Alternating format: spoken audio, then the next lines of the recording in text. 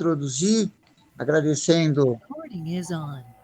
eu vou agradecer essa mocinha brilhante, carismática, simpática e que me enche de orgulho, porque vai lá, pesquisa e traz essas coisas maravilhosas de volta para a nossa memória tão fraquejante, né? Então, muito obrigado, Thaís, pela sua presença hoje. É um assunto absolutamente inusitado. Eu estudei na São Francisco, mas nunca tinha ouvido falar dessa personagem. Então, o que nós estamos fazendo aqui é uma caminhada na memória. Antes era nas ruas da cidade de São Paulo, e eu acho que virtual, assim, em termos de conhecimento, ela aprofunda, né? É lógico que na rua a gente está vivendo as coisas, está vivendo o cotidiano, não é? Então, as duas são muito interessantes, mas a caminhada se insere num sonho muito maior que eu carrego há 30 anos, que é a recuperação do centro da cidade de São Paulo, enquanto local da memória, local da convivência e um local também de uso cotidiano. Gente que trabalha, gente que vive, é gente que mora. Então, é um lugar vivo. O centro não é um bibelô, o centro é um local pujante, fecundo, e que, infelizmente, a gente fez um projeto da Associação Vivo Centro, de recuperação do centro, ele deu muito certo. Nós temos hoje 6 centros culturais, a corrupção dos órgãos públicos na região central diminuiu tremendamente, tivemos grandes melhoras na zeladoria, no governo do Pita, no governo da Marta, do Serra, do Kassab. Haddad não entendeu, e esse prefeito reeleito não entendeu nada, nada. Andamos para trás com esse prefeito.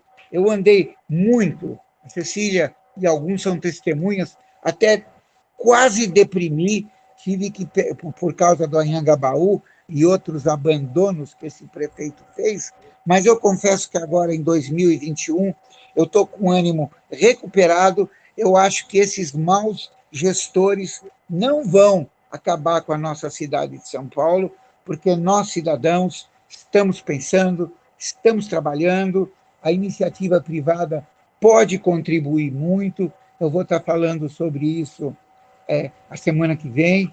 Nós temos alguns vereadores magníficos que não foram reeleitos, mas eu estou mantendo contato e estimulando eles a continuarem esse trabalho magnífico. Enfim, está nas mãos da gente essa cidade brilhar. Essa cidade é uma cidade mundial, é um cruzamento do mundo, mas tem prefeito que não entende.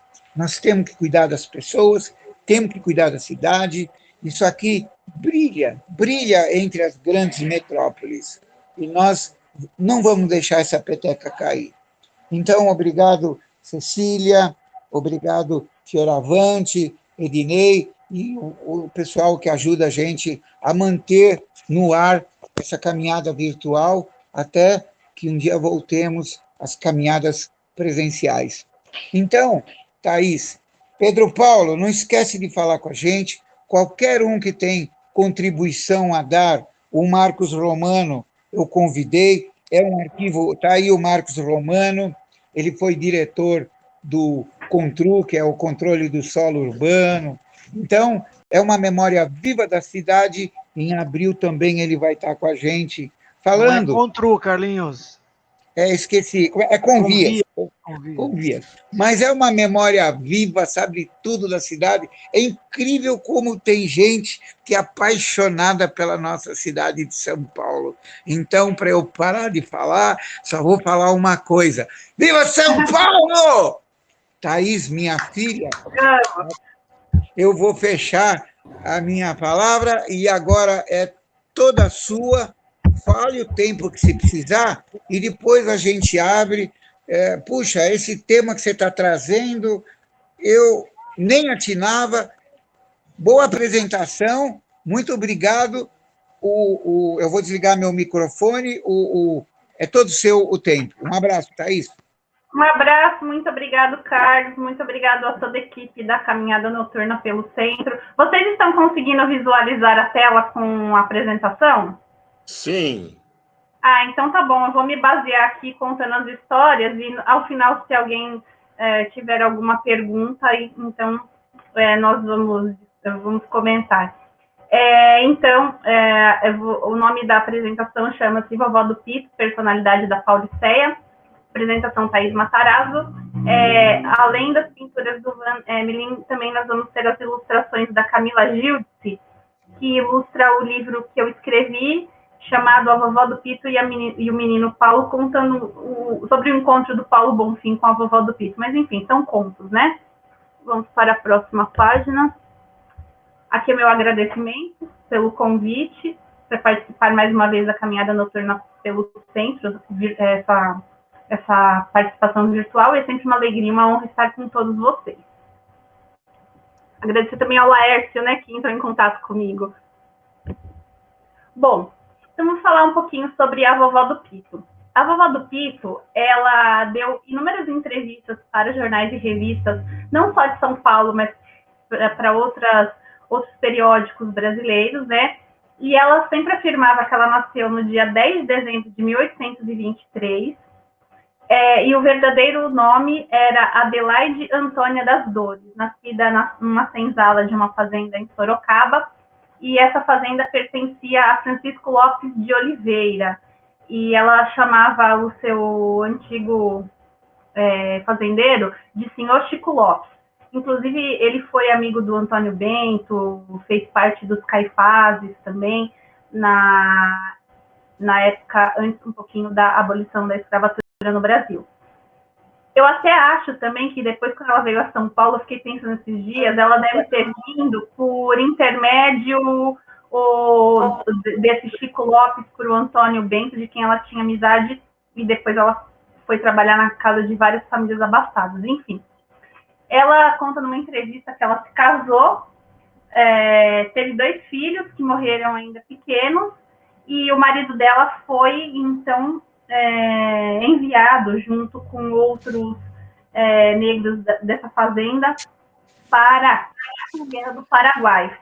Ficando prometido que se eles voltassem, né, como heróis de guerra, eles ganhariam, então, a carta de alforria. No caso, o marido da vovó foi, mas ele não voltou. E ela acabou, então, recebendo aí a alforria no lugar do marido.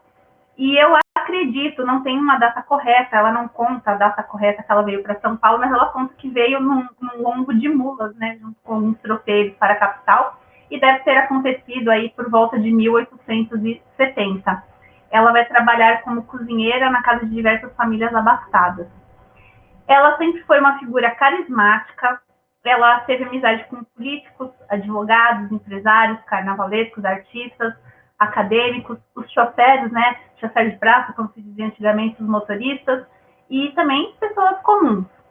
Aí eu estava comentando com o Carlos, ele perguntou como eu descobri a Vovó do Pito, né?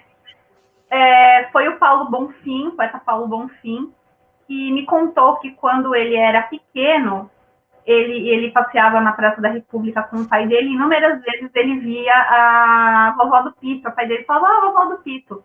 E como ela tinha todo um layout inesquecível, né?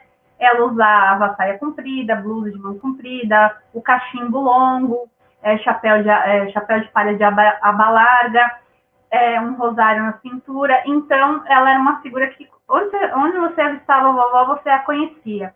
E tinha um sotaque caipira, né? E então ele ficou com a lembrança da Vovó do Pito. Inclusive, ele comentou que uma outra vez, quando ela precisou de ajuda médica, o pai dele, o pai do Paulo Bonfim, que era o doutor Simeão Bonfim, que era médico, atendeu a Vovó do Pito. Então, eu me lembro até que ele disse assim, ela foi uma relíquia de São Paulo antiga, né? E nos últimos 30 anos da vida da vovó, porque ela viveu até os 110, 111, aliás, né? Ela morou nos fundos da padaria central, que ficava na Rua de São João. Mudou algumas vezes de prédio, né? Depois se tornou a Avenida São João. E essa confeitaria e padaria central, os donos eram portugueses, sempre foram.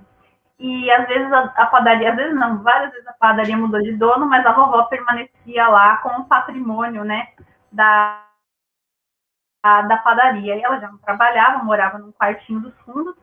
E a última localização dessa padaria foi na Avenida São João, em frente ao Largo Paissandu. E a casa, por onde eu pude calcular, ficava onde hoje está o prédio da Galeria do Rock. Aí o pintor Van Emmeling retratou a vovó em 3 quadros, né, pelo que sabemos, com essas variações que o Pedro Paulo nos contou.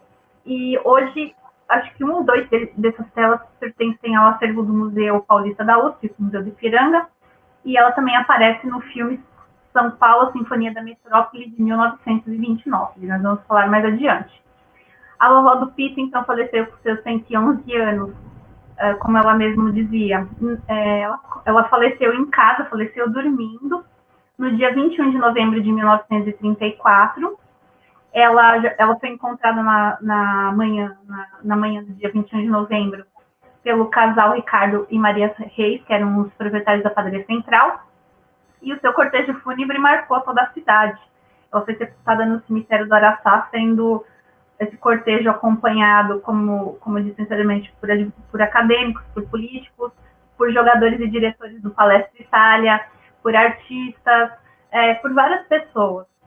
Então a vovó foi um fora da curva, foi um personagem popular muito carismático, muito querido por todos os paulistanos que circulavam pelo centro. E o seu falecimento foi noticiado em vários periódicos brasileiros. Eu achei registro em Minas Gerais, na Bahia, no Pará, no Rio de Janeiro. Então, a gente vê que a vovó não era fraca, não. Então, eu encontrei ela depois. Estava fazendo uma outra pesquisa na hemeroteca da Biblioteca Nacional e na página tinha uma nota do aniversário da vovó. Aí eu me lembrei, eu falei, será que é aquela vovó do Pito que o Paulo Bonfim me contou, né? E aí eu comecei, joguei o nome dela na pesquisa e vieram, assim, inúmeros resultados. Eu fiquei assim, falei, gente, mas não é possível, essa vovó então era famosa mesmo. Aí então, de uma curiosidade, ela passou a ser também personagem dos meus livros. Ela começou aparecendo assim muito timidamente nesse livro Temperos da Florência, que é um livro de contos. Depois ela aparece com mais destaque em Memórias Reveladas, Territórios da Liberdade, onde eu conto um pouquinho da história da Capela de Santa Cruz do Glicério, que também não existe mais. E até que, conversando com a Camila Gildes, que é ilustradora, nós acabamos, então, fazendo em parceria o livro A Vovó do Pito e o Menino Paulo, contando desse encontro do Paulo Bonfim e com a vovó do Pito. Depois de passados muitos anos, ele resolve escrever um livro contando, então, as memórias da vovó do Pito. Mas é tudo, claro, tem camadas de ficção, né? E, então, eu aproveitei para a capa do livro a pintura do Van Emmeling, que já está em domínio público. Aqui foi uma das reportagens encontradas na hemeroteca, a vovó do Pito, a centenária mascote dos estudantes paulistas. Porque o que acontece? Ela, em 1924, depois da Revolução, o general Isidoro, durante a Revolução, ela não estava em São Paulo, ela estava em Sorocaba. Quando ela regressa a São Paulo, ela que já tinha amizade com os acadêmicos de direito, eles encontram a vovó na Praça da Sé e falam para ela dar um viva para o Isidoro, né? Ela não era boba, mas ela começou a gritar, viva Isidoro, viva Isidoro. Aí, claro, um policial veio até ela e disse que ela era subversiva, né? Chamou a vovó de subversiva. Imagina ela com quase 100 anos. E aí os estudantes ficaram ao lado dela, dizendo que eles eram uns revoltosos, e a vovó também era uma revoltosa e tal. Eles acabaram indo até a delegacia e a vovó ficou detida, mas os estudantes fizeram um alarde tão grande em defesa da vovó que o delegado achou melhor liberá-la, porque falou, ela já tem 100 anos, ela não pode oferecer risco nenhum. E na hora da saída, então, ela toda gaiata vira na cara do delegado e dá outro viva o Isidoro, né? Então ela vai contar esse fato muito espirituosa, ela contava isso para todo mundo, Ela tinha muito orgulho de ser partidária do Isidoro. Depois ela conheceu ele pessoalmente, fizeram amizade, e durante toda a vida ela guardava um retratinho dele, né? É muito, muito engraçado. E nessa reportagem ela fala também que ela é de Sorocaba, que ela tem outros 2 irmãos que também são centenários. E embora essa imagem não esteja muito boa, é uma das melhores, que tem a melhor resolução de uma das fotografias da nossa querida vovó do Pito. Vou passar para o próximo. Aqui, então, algumas ilustrações feitas pela Camila, onde nós nos baseamos num trabalho mais, onde ela se baseou num trabalho mais intuitivo e de descrições, né? Então, aqui à esquerda nós temos a vovó vindo para São Paulo no lombo de uma mula junto com os tropeiros. Na imagem do centro, nós temos a vovó trabalhando numa cozinha aí do final do século XIX. E à direita, já a vovó velhinha, né? Se encontrando com uma outra figura também que eu encontrei nessas pesquisas, que era a Iracema. A Iracema, ela era uma jornaleira. Ela tinha muito destaque assim, em publicações na Gazeta, que sempre colocavam um retrato dela quando ela fazia aniversário, uma nota de como ela era esforçada e como ela precisava vencer o machismo dos jornaleiros, dos rapazes, né? Dos meninos, dos rapazes, mas ela era uma boa profissional. Então, eu criei um conto onde a Iracema conhece a vovó, né, nas ruas de São Paulo, e então a vovó, que era uma profunda admiradora do Luiz Gama, e todos os anos ela ia visitar o túmulo junto com outras pessoas na data da morte do Luiz Gama. Quando foi inaugurado a erma do Luiz Gama no Largo do Arocho, em 1931, a vovó estava lá, então ela convida a Iracema a ir até lá e conta a maneira dela a história desse grande abolicionista, desse grande brasileiro, né? Então, essa daí é a ilustração do conto, a jornaleira Iracema. Passando aqui, nós temos à direita, lá no fundo, a representação da padaria central. É uma representação, a gente baseou numa das casas comerciais que tinha na Avenida São João. A entrega dos pães naquela época era feita de charrete, né? Aí nós vemos ali o homem, né? Já ali com a carrocinha lá, padaria e confeitaria central. E a vovó recebendo flores de uma outra personalidade da década de final dos anos 20, começo dos anos 30, chamado Turquinho. Ele era um vendedor de flores, era um tipo muito popular e carismático também em São Paulo. E aí eu coloco o encontro da vovó do Pito com o Turquinho. Ao centro nós temos uma outra figura expoente do carnaval paulistano no começo do século XX, que era o João Turco. Ele era empresário e ele era presidente do Clube dos Fenianos, conhecido como Gatos, né? Então você vai ter os carros alegóricos, em tudo do Rio de Janeiro, mas São Paulo, claro, tinha um carnaval mais acanhado da elite. E o João Turco gostava muito da vovó do Pito, então a vovó era mascote também dessa grande sociedade carnavalesca. Numa época em que os negros não frequentavam essas sociedades, a não ser que eles assistiam os desfiles nas ruas, a vovó participava dos desfiles e era considerada mascote também. Ele era responsável também por criar a vovó, né? Cuidar da vovó no final da vida. Então, pelo menos no jornal, a Gazeta, todos os anos, quando saía a notícia do aniversário da vovó, ela agradecia aos proprietários da padaria central por cuidarem dela e também do João Turco. Ela era muito carnavalesca, então aí nós temos uma ilustração que faz referência ao João Turco e a vovó, então aí desfilando aí pelas ruas do Triângulo, como se falava naquela época. E à direita nós temos uma ilustração baseada num depoimento da vovó real, que depois que ela saiu da delegacia em 1924, lá que ela deu viva ao Isidoro, ela foi carregada numa charola até as arcadas pelos estudantes, né? E lá renderam muitas homenagens à vovó, né? Diziam que ela era uma revolucionária, que a vovó era super moderna. Aqui nós temos uma fotografia de um anúncio do Clube dos Fenianos, né? Com a bandeira, foi a única que eu achei. Tinha um sol, né? O sol representando ali. uma foto também do João Turco, que não está com boa resolução, mas foi a única que eu achei. E à direita nós temos uma fotografia de um carro do Carnaval de 1921, 22, agora não lembro, puxado a bois, né? Era um carro dos fenianos e que desfilou pelas ruas centrais de São Paulo. Aí você veja que era um luxo para a época, né? E as mulheres, tem umas mulheres sentadas lá em cima dos carros alegóricos e os homens embaixo.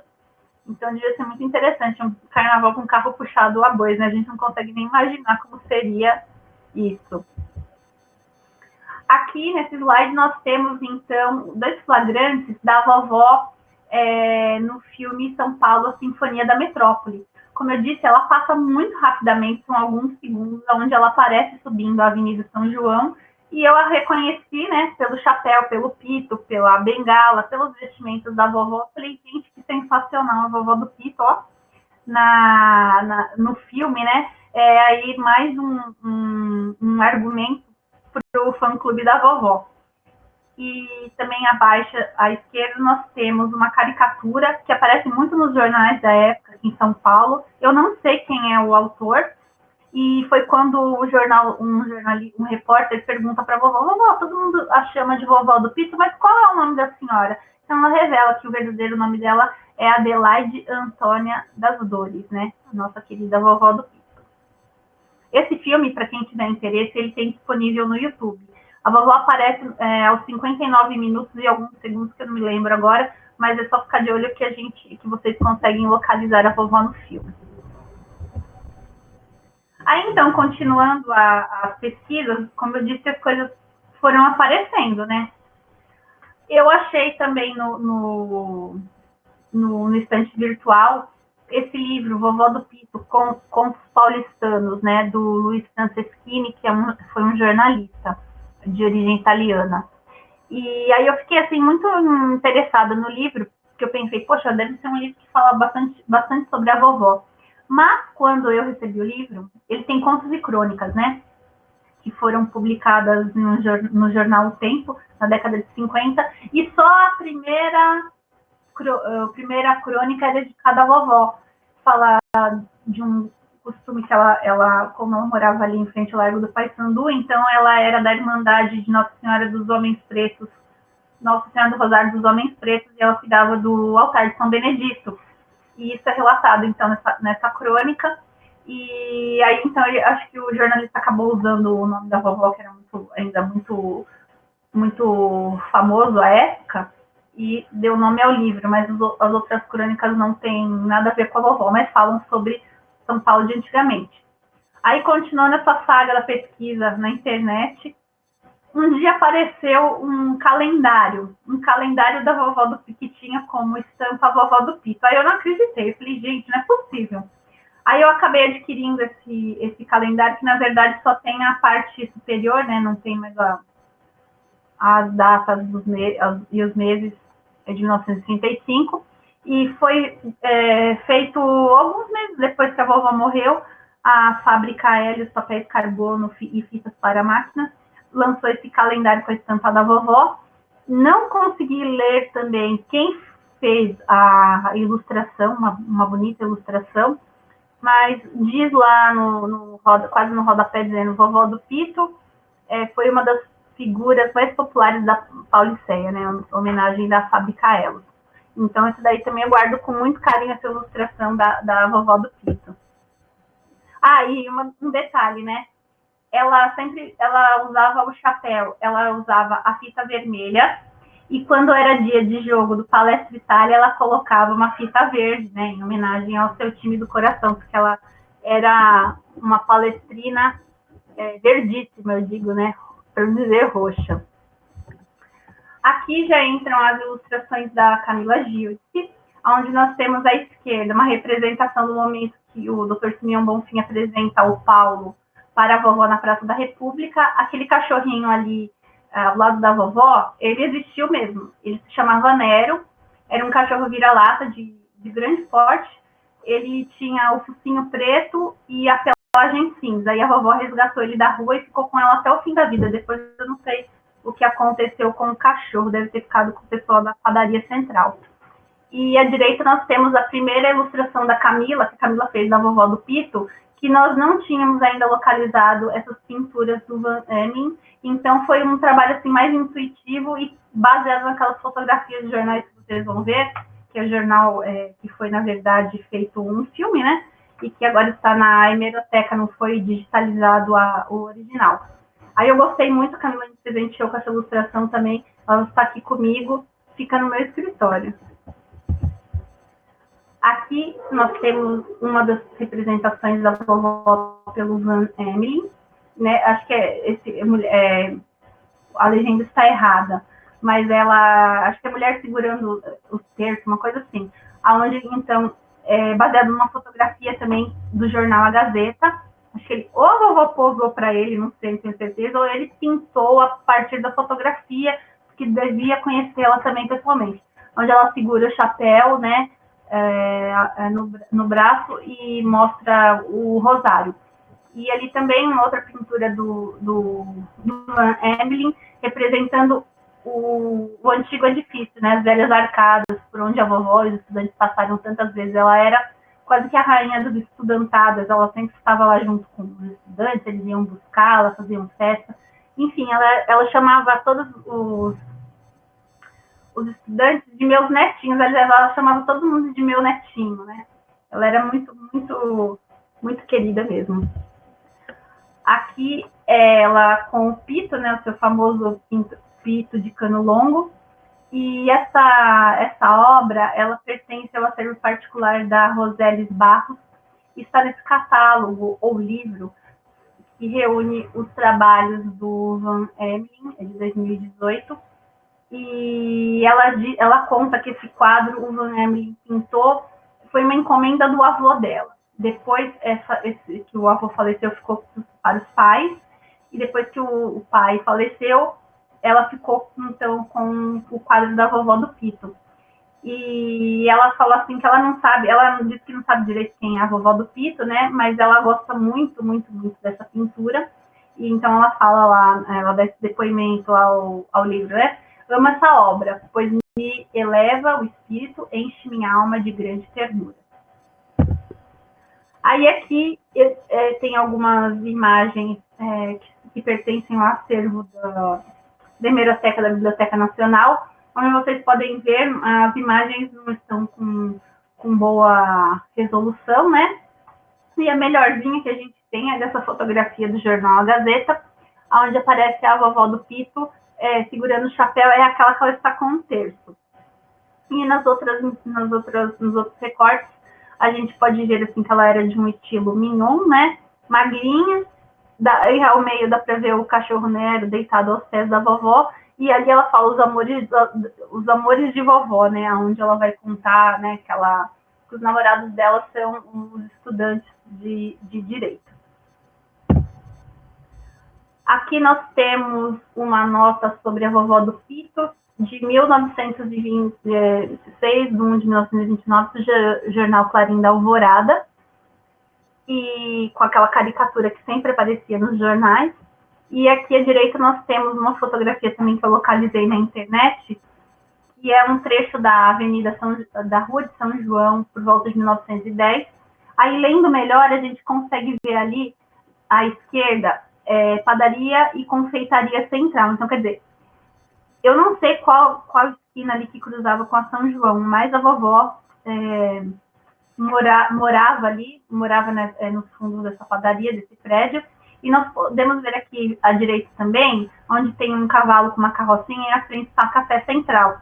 O Café Central também, o dono era muito amigo da vovó do Pito.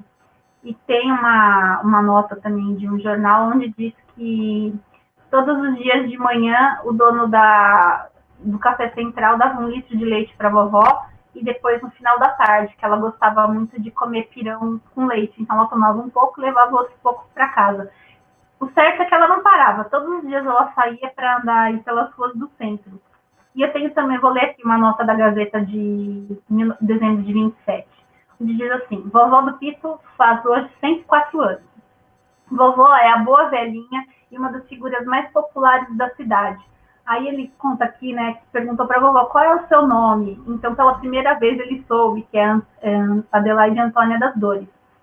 E ela dizia que para ela ser feliz, bastam 3 coisas: os fenianos, o clube carnavalesco, o João Turco, que é do seu amigo, e o Pito, né, o Pito que ela não largava.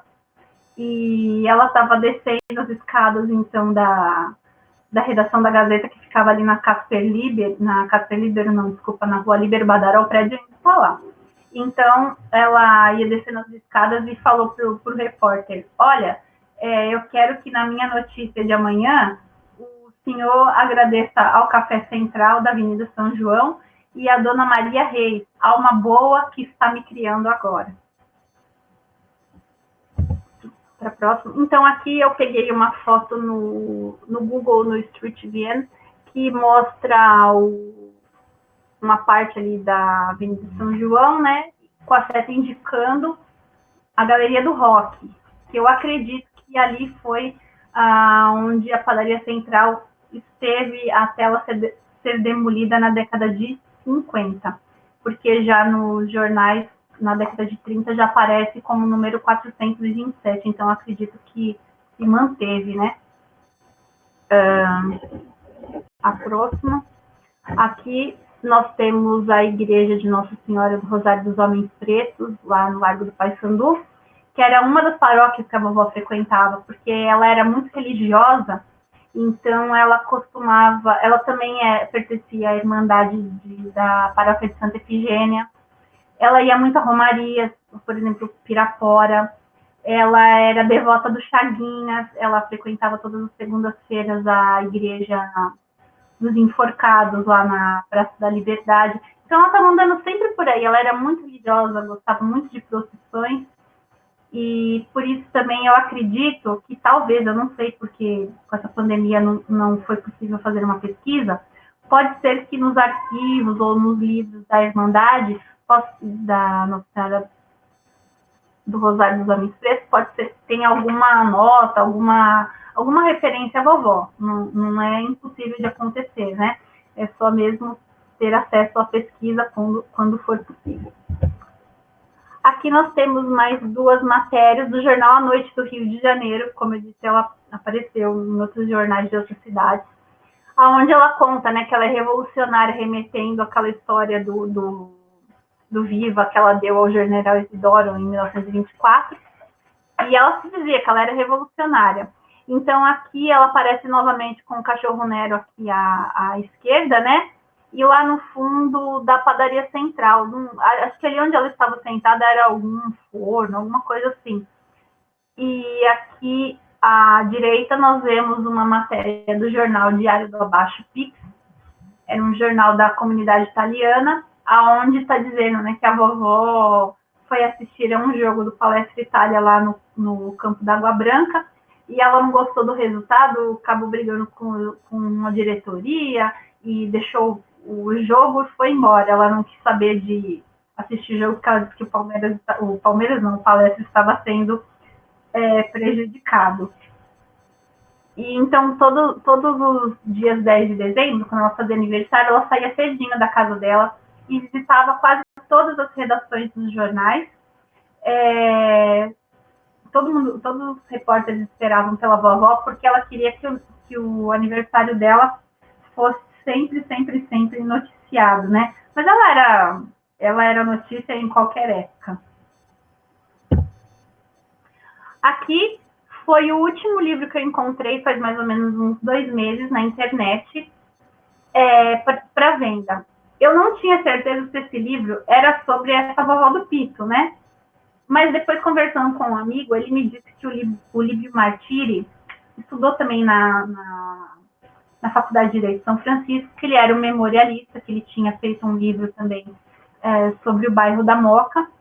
Então, eu achei que fosse mesmo Crônicas do Tempo da Vovó do Pito. Então, eu adquiri o livro e, para minha surpresa, quando eu recebi, nossa, foi uma grande felicidade. Na mesma hora, eu larguei tudo que eu estava fazendo para ler o livro e realmente ele conheceu a vovó e ele conta muitas coisas a respeito dela. Então, o que acontece? Ele nasceu e foi criado até os 12 anos no bairro da Liberdade. Ele morava na rua São Joaquim. Então, esse vai ser o cenário das crônicas desse livro. Então, o Líbio Martiri tem 2 fotografias dele que eu achei num site também, casodamoca.com.br, que era o antigo palacete da família dele, onde ele foi morar a partir de 1914. Então, ele conta várias coisas sobre a vovó, e esse livro de crônicas é delicioso. Então, eu vou ler aqui só a primeira página onde ele conta, né?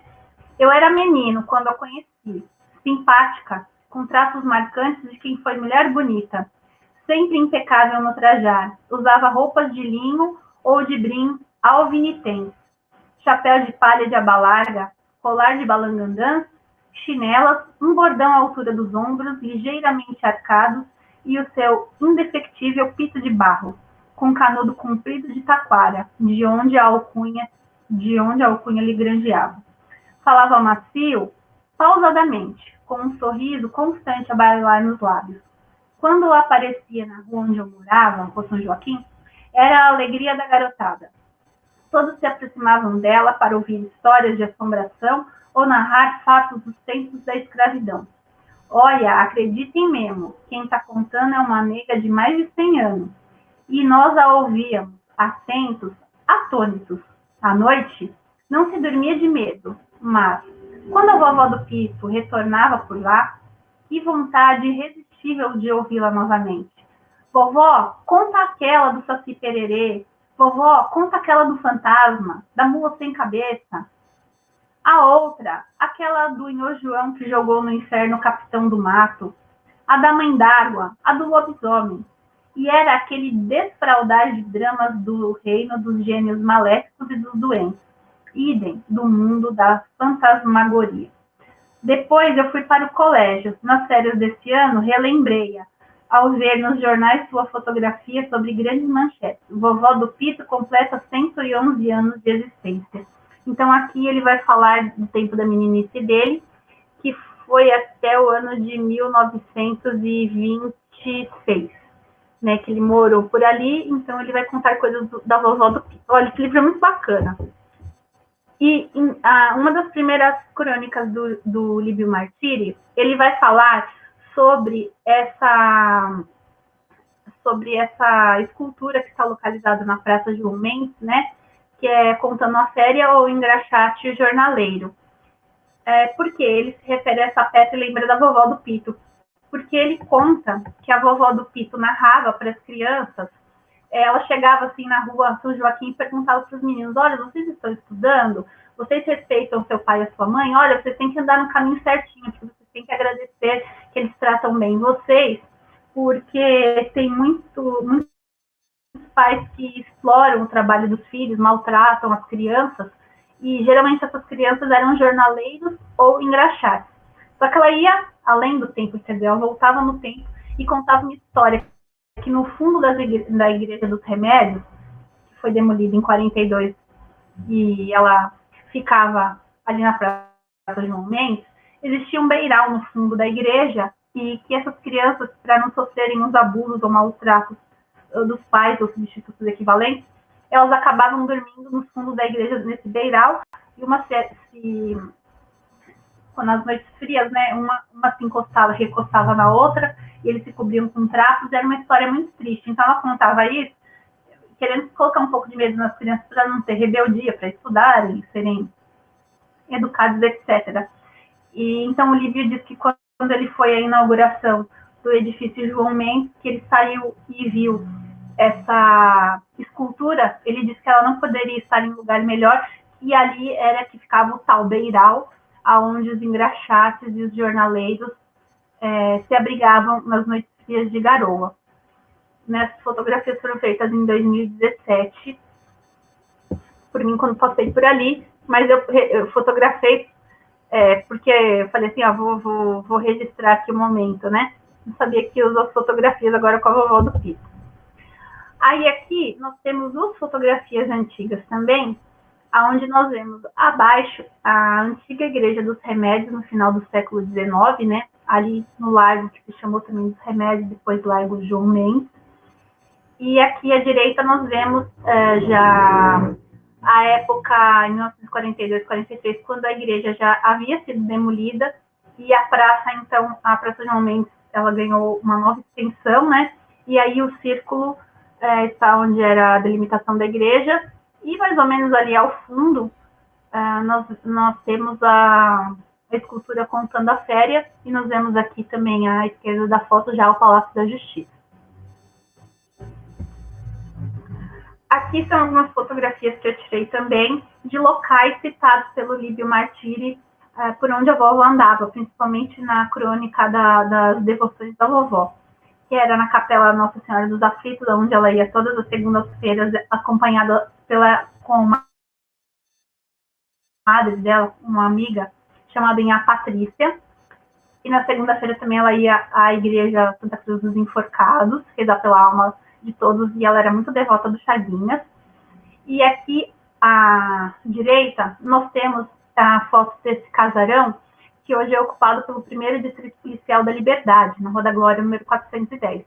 Mas antes, né, ela teve o uso primordial desse casarão, foi para moradia da família do...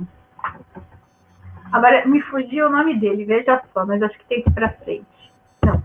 Do Bernardino de Campos, né, que foi um importante político brasileiro, principalmente atuante aqui em São Paulo, e a vovó trabalhou nessa casa, né, que é descrita aqui no livro do Líbio Martiri. E ela conta também que um dos lugares que ela mais gostou de trabalhar, quando ela veio para São Paulo, foi com a família do Bernardino de Campos, que a tratava muito bem, e a chamava de Sá Adelaide, assim como a esposa do Bernardino e os filhos também. Então tem uma entrevista também que ela conta que quando ela encontrava os filhos do Bernardino pelas ruas, eles a cumprimentavam, eles davam dinheiro à vovó, um presente, né, dispensavam alguma atenção, principalmente quando eles se encontravam no viaduto do chá, né, a cruzar a cidade. Então, quer dizer, tem essa construção, quando a gente passar por ali, vamos lembrar da vovó do Pito, que habitou também, mesmo ela trabalhava como cozinheira. Aqui nós temos algumas notícias da morte da vovó do Pito, né, como o Correio Paulistano, o Jornal do Rio de Janeiro, onde conta que São Paulo perdeu uma das suas figuras mais emblemáticas, né, dizendo que ela era uma relíquia da cidade, e também da tristeza da população. O Jornal do Rio de Janeiro também dá nota, né, falecimento da tradicional vovó do Pito, e depois encontrei algumas notas de missas que foram rezadas pela alma da vovó, como essa do dia 30 de novembro de 1934, onde diz que ela é associada da paróquia de Santa Efigênia, né? É isso mesmo, paróquia de Santa Efigênia. E era isso que eu queria contar um pouquinho sobre a história da vovó do Pito, para não ficar muito cansativo. É só uma apresentação mesmo, e se alguém ficar interessado no livro, ele está disponível no site da editora Matarazzo, no formato físico e no formato e-book também, no editoramatarazzo.com/shop. Então, essa é a minha contribuição para a caminhada noturna de hoje. Muito obrigada a todos. E se alguém tiver alguma pergunta, eu estou à disposição. Eu tenho um comentário aqui para fazer. Está me ouvindo?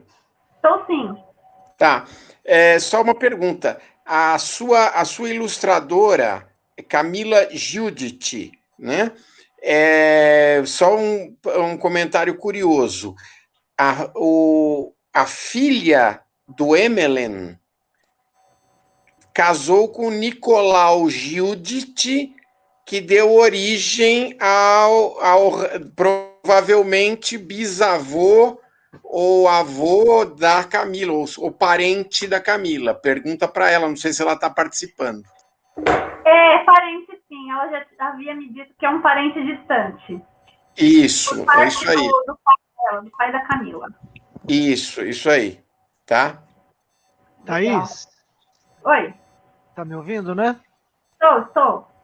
Oi, parabéns aí pela sua apresentação. Obrigada. Eu só queria fazer um comentário para a gente, né, não é correção, é um comentário.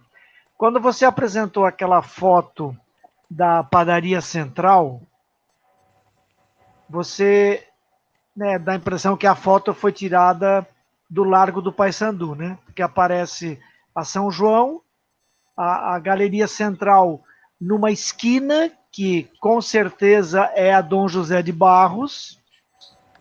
Na frente, um daqueles casarões antigos, né? Aqueles palacetes de 3 ou 4 andares. E na outra ponta, que era o Café Central, é isso? Isso. Que hoje seria vizinho do Ponto Chique, né? Porque ele está mostrando ali na esquina.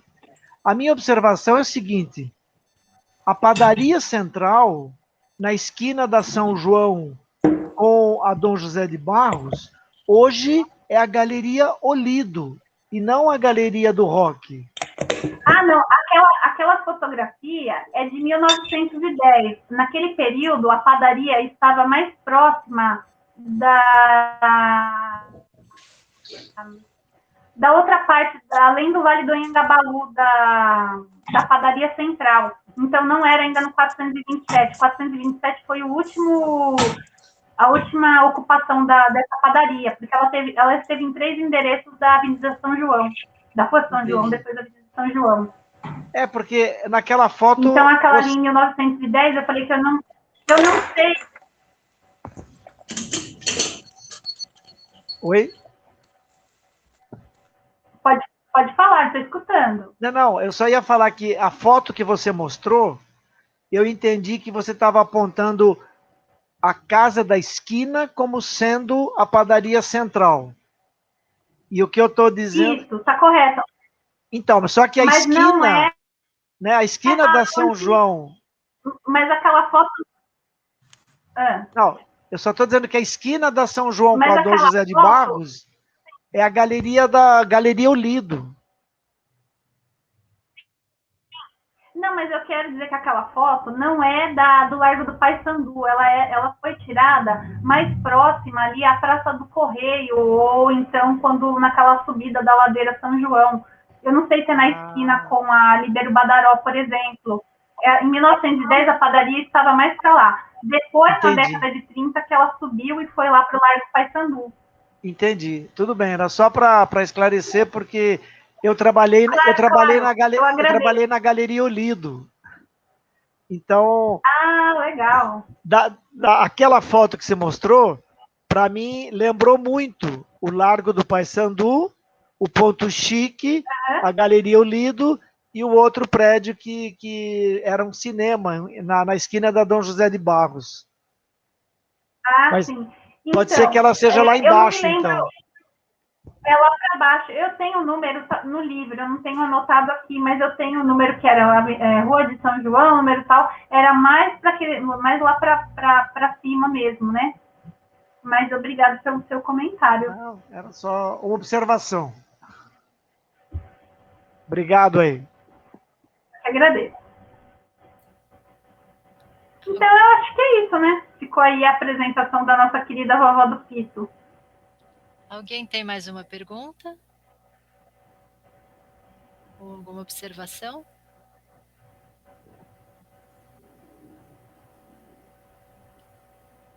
Thaís, eu vi que no site do Palmeiras contam a história dela, né? Ela é bem...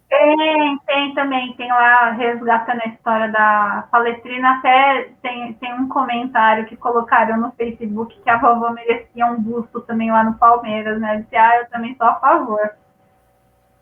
Aliás, eu tenho um comentário interessante aí sobre o tema, tá?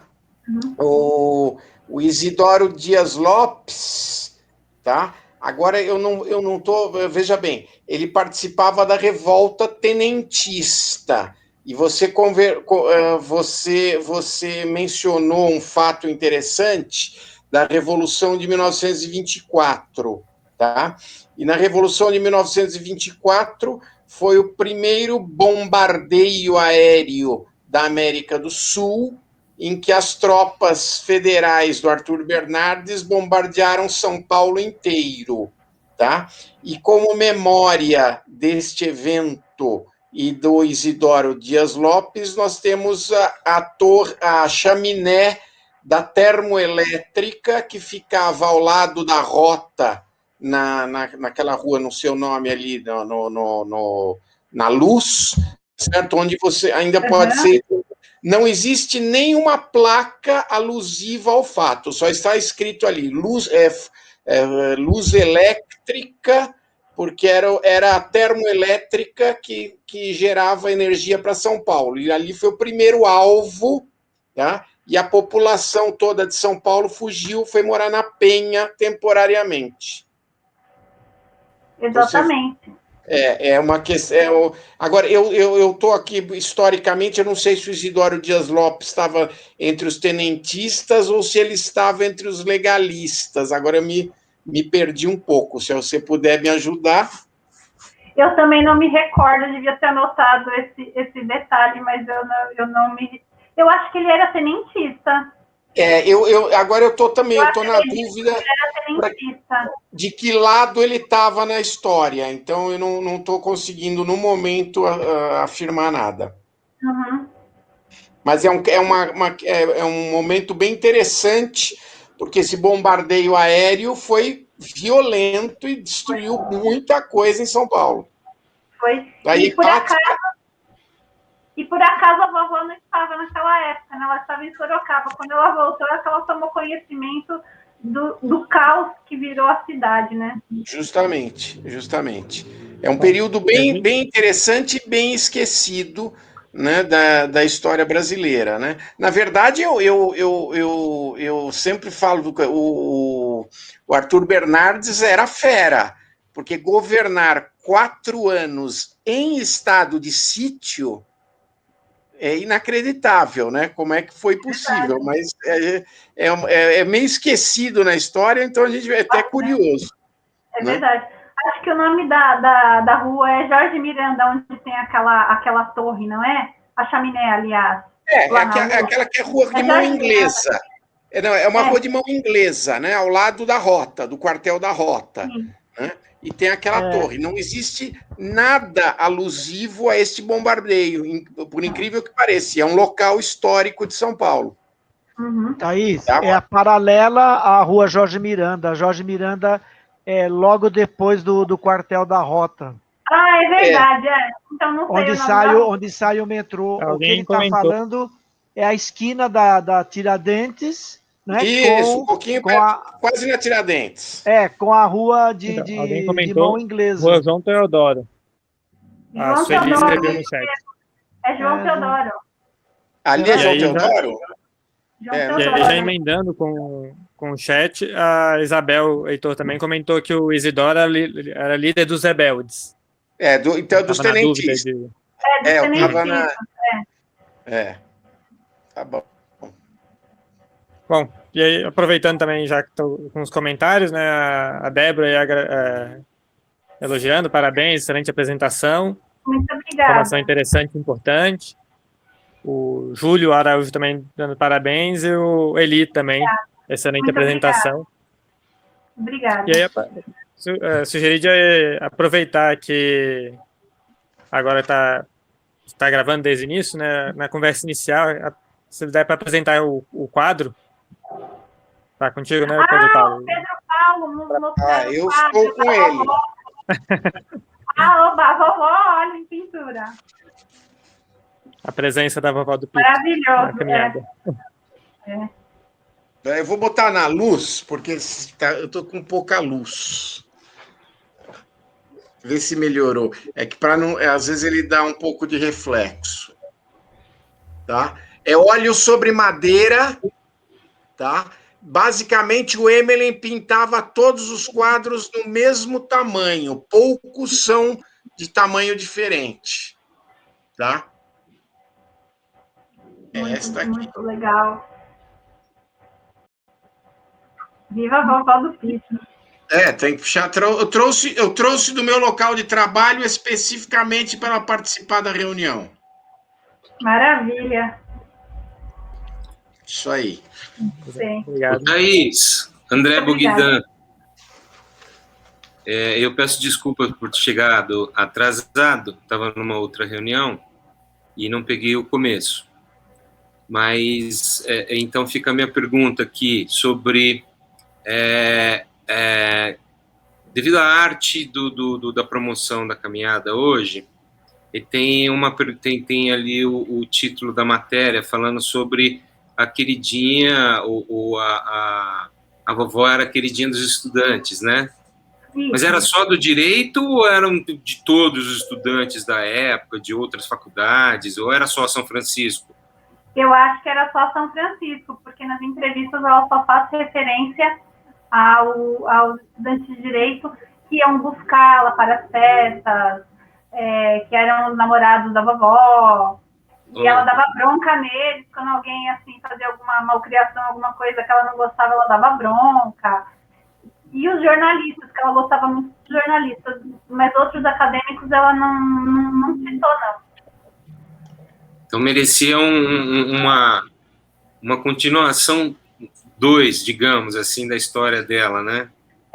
Você sabe que eu acredito que na biblioteca da faculdade deva ter os jornais dos estudantes, que parece que eles tinham um jornal, né? Era um jornal quinzenal, e eu acredito que lá possa ter mais notícias da vovó, principalmente sobre essas festas, ou alguma passagem pitoresca, algum caldo, né, dos estudantes, porque ela era muito querida mesmo pelos estudantes, né? E aí, com esse tempo de pandemia, a gente fica impedido de fazer pesquisa, porque as bibliotecas, os arquivos estão fechados, né? Mas aí, futuramente, acho que vai surgir mais material, como surgiu essa surpresa do Pedro Paulo, né? Eu digo, a vovó vai se revelando, vão aparecendo umas coisas assim que eu falo, gente, eu não acredito. Ela realmente está muito presente, está querendo ser falada novamente, né? E você veja, em 2023, nós comemoraremos aí os 200 anos da vovó do Pito, né? Baseado no relato que ela de 10 de dezembro de 1823. Obrigado. Aliás, só um comentário. Eu entrei em contato com o cidadão, agora não lembro o nome dele, que escreveu o livro do Emelen, tá? E relatei a sua história e a do Palmeiras. A que está no site do Palmeiras e o seu blog, para ele, se houver uma nova edição do livro do Emelen, adicionar essas informações novas que o próprio livro não contém. Tá? Exato, muito bom, muito bom. Oi? Muito bom. A vovó vai agradecer e ficar feliz, né? É isso aí. Tá bom. É isso mesmo. Fazer Agora, deixa... uma observação. Alô? Só queria fazer uma observação. Ela era torcedora do Palmeiras, mas eu queria fazer referência a uma torcedora símbolo do Corinthians, que eu acho que morreu nos anos 60. Então, deve ter nascido lá por 1900, que é a famosa Elisa, que era uma torcedora símbolo do Corinthians, e ela não perdia um jogo. Onde o Corinthians ia jogar fora do país, a diretoria do Corinthians bancava a Elisa para ir. Eu cheguei a vê-la lá no estádio do Corinthians, que se chamava Fazendinha. Depois eles fizeram uma modificação, fizeram um estádio de concreto, ficou horrível. A Fazendinha, o estádio do Corinthians, era a coisa mais linda, era toda de madeira e abrigava 15 mil pessoas. Hoje não poderia abrigar 15 mil. Mas só para fazer uma referência para a Elisa, que é torcedora símbolo do Corinthians, negra. Então, são mulheres pioneiras na coragem de participar de um esporte popular. É muito lindo a história da vovó Pito e da Elisa também. Elas merecem todo o nosso carinho e louvor. Olha só. Carlinhos? Oi? Eu acho que vale a pena fazer uma pesquisa. Eu tenho a impressão que a Elisa do Corinthians morreu mais recente, viu? Ela morreu agora nos anos 70. Você falou 60, mas acho que depois falou 60. de 70. Eu acho que é depois de 70, eu acho. É? Porque eu tenho, assim, eu tenho a lembrança de falarem, né, na mídia, muito dela, e não me parece que fazem 40 anos, sei lá, o tempo passa tão rápido, né? É verdade, mas também ela vibrava, ela Sim, sofria sim. demais. Acho que ela morreu do coração, e não viu o Corinthians campeão em Pois é. 77. Isso é possível. É, Vamos fazer uma pesquisa aí. passa. Bom, Muito eu vou bom. deixar o grupo. Thaís, parabéns. Precisando de Obrigada. qualquer coisa, pode chamar. Ideias para suas pesquisas, pode chamar. E eu gosto de linkar história com a iconografia. Então, o que você precisar, estamos à disposição para eventual pesquisa e ajudar alguma coisa, tá bom? Tá bom, muito obrigada. Parabéns. Tchau. Um abraço, Tchau, turma. tchau. Tchau. Tchau.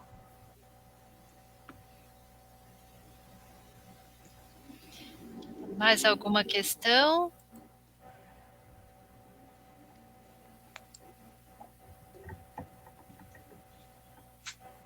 Patrícia Varela colocou que o segredo do Arthur Bernardes conseguir é porque era um ditador, com direito a campo de concentração e muito mais terrores. Fioravante mandou um link, acho que é sobre a chaminé, da Rua João Teodoro. Ah, não, ele está dizendo aqui que é Elisa Alves do Nascimento, apenas Elisa, nasceu em 1910, em Tietê, interior de São Paulo, e faleceu no dia 1º de agosto de 87, então a morte dela é mais recente. Eu achava Legal. que era mais recente mesmo. Muito bom. Tá vendo? Legal. A pesquisa já saiu na hora. Tá vendo? Uma coisa puxa a outra. Porque eu Muito lembrava legal. muito dela e não me parecia que era tanto tempo assim, né? Uhum. Embora Ela 87 já faz tempo, mas é mais recente. Ela foi a vovó do Pito corintiana.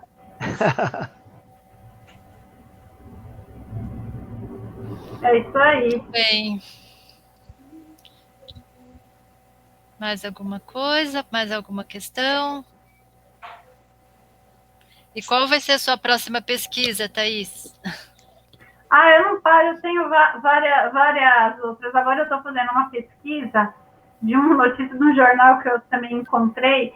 Até falei com o Laerte hoje sobre um pedaço ali do bairro de Santa Efigênia, onde existe ali onde existia a rua Anhangabaú, que hoje é Prestes Maia, e aquelas redondezas, né? Mas ainda estou verdinha, estou começando a pesquisa agora, para fazer um trabalho também sobre aquelas ruas que não existiram, ruas que deixaram de existir, algumas casas antigas que existiram ali, se eu não me engano, até o Laerte falou que estudou numa escola ali, na rua Brigadeiro Tobias, e aí a gente está ainda... Mas vai ser uma história que passa ali debaixo do viaduto de Santa Efigênia, né? Aí eu não posso dar spoiler, né? Senão vai perder a graça. Tá bom. Fica numa futura caminhada aí. Fica, vai ser bem bacana. Muito bom. A gente agradece muito, nossa, Muito maravilhosa obrigada. apresentação. Eu que agradeço a oportunidade, um grande abraço para todos vocês. E quando tiver mais novidades, quando tiver é só chamar que eu participo, sempre com muita alegria e muito prazer. Obrigada. Carlinhos, quer encerrar? Carlinhos? Será que já dormiu? Eu acho que ia falar isso. O Carlinhos dormiu. Não pode Apagou a luz e dormiu. Daqui a pouco a gente ouve os cantos dos passarinhos lá. No mínimo tá falando e tá no mudo também. O que vai ser nesses mundos online, você fica falando, porque ele tá online ainda, né? Você tá falando e tá no mudo e não sabe. Ô, Laércio, você tá sem microfone, é? Poxa, a gente precisa resolver isso daí. Thaís, obrigado de muito novo. Obrigada. Desculpa chegar tarde, pessoal. Boa noite para todos aí. E parabéns, né, para Thaís. Obrigado. Obrigada. Parabéns mais uma vez. Excelente exposição. Obrigada. Tchau, turma. Tchau, gente. Parabéns, boa noite a Valeu. todos aí. Boa Até Tchau, mais. noite. pessoal. Boa noite. Tchau, tchau.